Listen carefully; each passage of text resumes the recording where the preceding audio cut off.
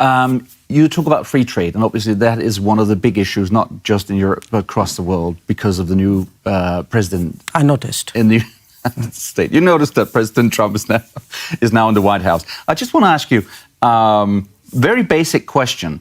The fact that the President of the United States is now Donald Trump, does that make the world, and I understand why you could dismiss this question, but try to follow, does that make the world a better or worse place? Look, that's your way of looking at it. My way of answering it would be that President Donald Trump is a product of his times. That he didn't come out of the blue.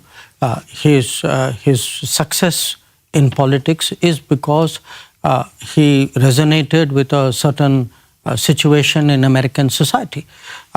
And that situation, to a large degree, is an outcome of the present model of globalization, where there is a sense of job loss, there is a sense of stagnating quality of life.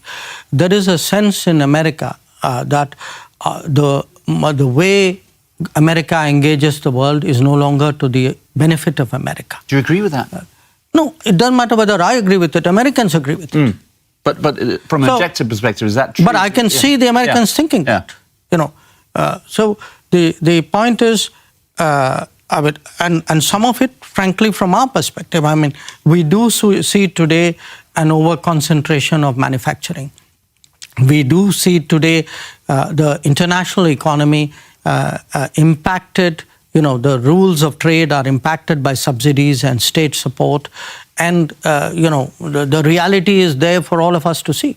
It's not just in America that sectors have been wiped out and jobs have been lost. It's happened in my country as well. And I can tell you there are very strong feelings about it.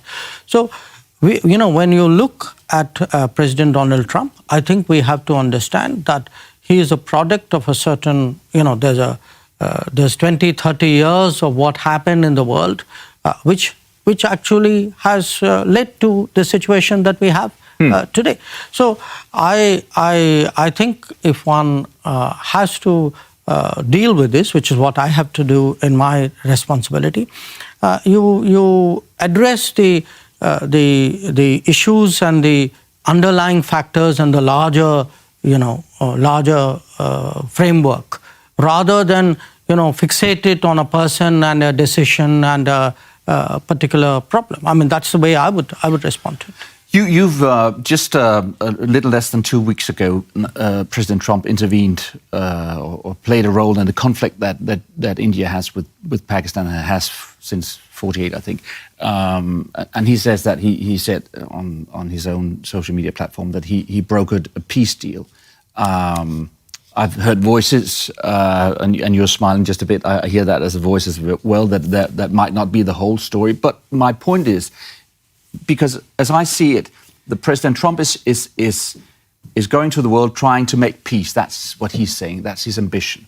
Do you agree that his approach, which is perhaps more cynical, which is more transactional, does bring more peace with it than the more ideologically or ideal-based approach that has been for some years now? Well, first of all, let me, I like this telepathic interview where I just have to smile and you pick up on it. Where, our part of the world was concerned, because again, when we look at big global challenges, I think I would put terrorism right up there as one of the key challenges. It will affect the entire world. And we've had to grapple with a very serious terrorist attack in April. And what followed was a consequence of that, because the terrorists were based in a neighboring country and, were operating with impunity and with a high degree of state protection and support. So we had the conflict for a few days that you spoke about.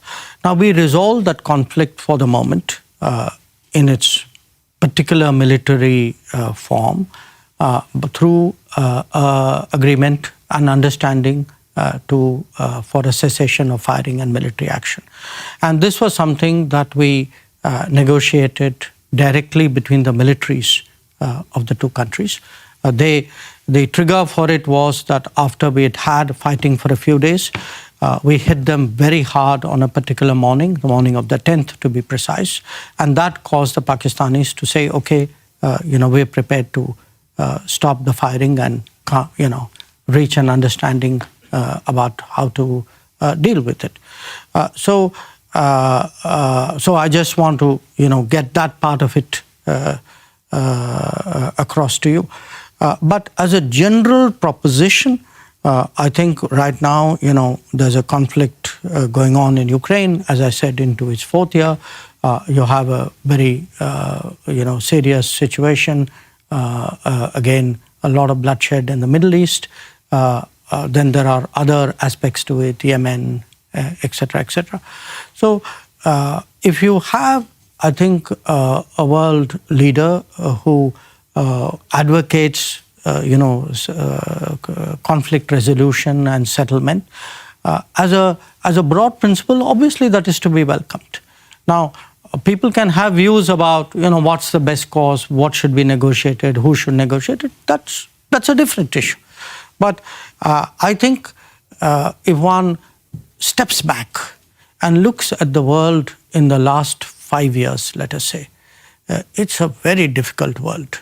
And the ravages of the COVID, the long-term effects, what it has done to societies in many countries. And top of it then, multiple conflicts. And each of these conflicts, I spoke about how Ukraine has affected food, fuel, and fertilizer. Look at the Middle East. It has completely messed up shipping and, the maritime traffic between Asia and Europe. And that actually has very serious economic and job implications for people.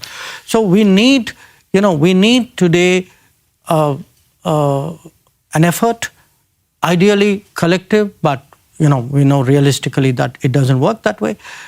Different countries need to find ways of, bringing down the temperature, getting people to talk, encouraging people to talk. And we believe that is best done in situations where people talk to each other directly.